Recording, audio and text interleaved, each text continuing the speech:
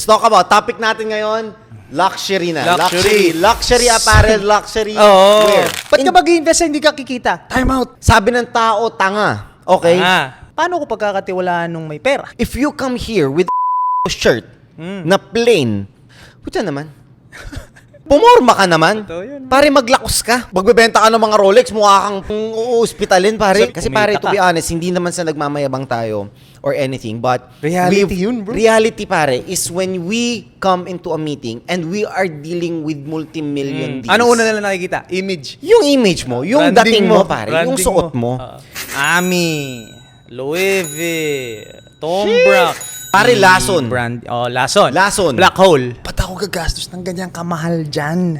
Tama. Nagigets ko na, pare. You Ganun can lang relate hawak mo eh. Ganun ang hawak ko sa pera. Pare, bakit ako bibili niyan? Before 3 months ago, pare, nagpe-peking Nike shorts ako. Kung makikita mo lahat ng get up ko. Ang Same, forma ko same, talaga, same. always, sa shoes, Same. sa relo, Color. tsaka sa bag. Bakit? Diba? Ganyan Tapos din ako. plain. Like, and then, Exactly. dun mo makikita yung may 3 stripe. Pag may 4 na stripes, si Tom Brown. Pag may heart, si Ami. Si So, Ami. makikita mo na yung small details. Small details. And those... That counts. And that count. And if you know, you know. If you know, you know. Yan So, yung sinasabi ko rin lagi. diba?